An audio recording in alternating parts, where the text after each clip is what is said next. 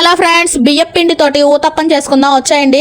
ముందుగా ఒక గ్లాస్ బియ్యం తీసుకొని కడిగేసేసి నానబెట్టేసి ఉంచాను అనమాట. ముందు రోజు నైటే తెల్లారిపాటికి మెత్తగా నానిపోయినాయి. ఇంకొక 2 టైమ్స్ కడిగేసేసి మిక్సీ అయితే తిప్పేస్తున్నాను అనమాట. మిక్సీ జార్లోకి దాన్ని వేసేసుకొని ఒక 2 పచ్చిమిరపకాయలు, అలాగే కొంచెం జీలకర్ర, పచ్చిమిరపకాయలు విడిగా తురిమైనా వేసుకోవచ్చు, సన్నగా కట్ చేసి. పిల్లలు ఉన్నవాళ్ళు అడ్డుపడతాయి కాబట్టి ఇలా మిక్సీ జార్లో తిప్పేసుకుంటే మనకి మంచిగా గ్రైండర్ అయిపోతాయి. మరి తెలియదు అసలు వేసినట్టు కూడా, అందుకని నేనైతే ఇలా వేస్తాను అనమాట. ముందుగానే ఒక బంగాళదుంప, అలాగే క్యారెట్, ఆనియన్ అయితే తురిమేసి పక్కన పెట్టేశాను. ఇంకా దాన్ని అన్నిటినీ కూడాను ఈ పిండిలోకి వేసేసి బాగా మిక్స్ చేయాలి.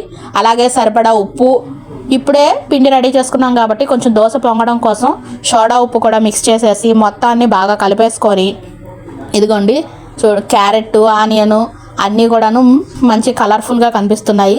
ఇంకా దోశ పెనం అయితే పెట్టేసుకొని కొంచెం ఆయిల్ వేసి ఆనియన్ అయితే రుద్దేసేసేసి, దోశ బాగా పలచగా కాకుండా కొంచెం ఒక మాదిరిగా వేసుకుంటే బాగా వస్తుంది అనమాట. మనం ఇవన్నీ వేసాం కాబట్టి హై ఫ్లేమ్లో పెట్టేసుకుంటే మనకి దోశ మాడిపోద్ది, లోపలైతే పచ్చి పచ్చిగానే ఉంటుంది. అందుకని మీడియం ఫ్లేమ్లో పెట్టి ఒక మూత ఏదన్నా పెట్టుకొని మనం ఉడికించుకుంటే దోశ తినడానికి కరకరలాడుతుంది. లోపలంతా కూడా పచ్చి వాసన అంతా పోయి చక్కగా సాఫ్ట్గా ఉడికిపోయింది అనమాట. ఇదిగోండి వచ్చేసింది దోశ మనకి. ఇంకా ప్లేట్లో వేసేసుకొని టేస్ట్ చేద్దాం వచ్చేసేయండి.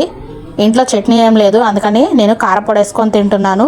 పల్లీల పొడి చాలా బాగుందనమాట, నాకైతే చాలా టేస్ట్ నచ్చింది. మీరు కూడా ట్రై చేయండి, చాలా బాగుంది. ఈజీగా మన ఇంట్లోనే అప్పటికప్పుడు తయారు చేసుకోవచ్చు అనమాట. నెక్స్ట్ వీడియోలో కలుద్దాం ఫ్రెండ్స్. అలాగే ఒక లైక్ చేయండి. Bye friends, bye bye.